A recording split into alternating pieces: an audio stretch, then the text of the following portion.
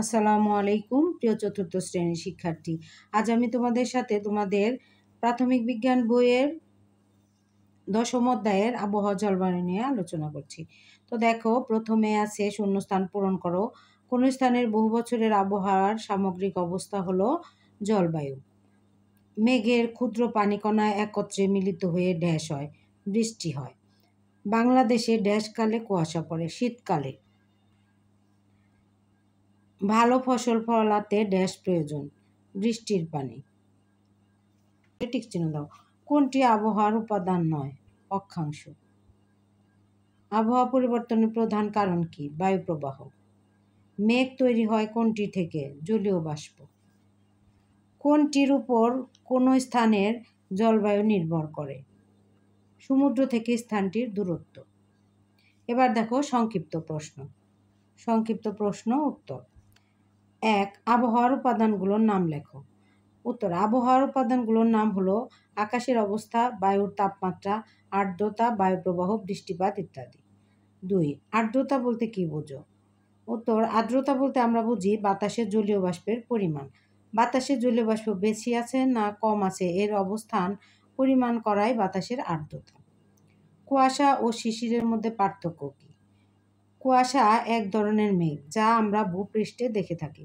কুয়াশা যখন গাছের পাতা বা ঘাসের উপর জমা হয়ে ক্ষুদ্র পানিকণার সৃষ্টি করে তখন এই ক্ষুদ্র পানিকণাকে শিশির বলে। এবার হচ্ছে বর্ণনামূলক প্রশ্ন। দেখো, বাংলাদেশের জলবায়ু কেমন বর্ণনা করো। উত্তর। বাংলাদেশের জলবায়ু মূলত উষ্ণ বা গরম এবং ভেজা বা আর্দ্র। বাংলাদেশে গ্রীষ্ম, বর্ষা, শরৎ, হেমন্ত, শীত ও বসন্ত এই 6টি ঋতু রয়েছে। বৈশাখ ও জ্যৈষ্ঠ এই 2 মাস গ্রীষ্মকাল। এটি বছরের সবচেয়ে উষ্ণ ঋতু। আষাঢ় ও শ্রাবণ বর্ষাকাল। এ সময় প্রচুর বৃষ্টি হয়। ভাদ্র ও আশ্বিন এই 2 মাস শরৎকাল। শরতে নীল আকাশে সাদা মেঘ ভেসে বেড়ায়। কার্তিক ও অগ্রহায়ণ এই 2 মাস হেমন্তকাল। এটি ফসল ঘরে তোলার ঋতু। পৌষ ও মাঘ এই 2 মাস শীতকাল। এ সময় বাংলাদেশে ঠান্ডা অনুভূত হয়। ফাল্গুন ও চৈত্র মাস বসন্তকাল। এ সময় ঠান্ডা কমতে থাকে এবং আবহাওয়া উষ্ণ হতে থাকে। এটি বাংলাদেশের জলবায়ুর কাঠামো। 2 নম্বর প্রশ্ন দেখো, মেঘ কিভাবে তৈরি হয় ব্যাখ্যা করো। সূর্যের তাপে ভূপৃষ্ঠের পুকুর, নদী, সমুদ্র থেকে পানি বাষ্প হয়ে জলীয় বাষ্পে পরিণত হয়। এই জলীয় বাষ্প আকাশে ঠান্ডা হয়ে ছোট ছোট পানির কণায় পরিণত হয়।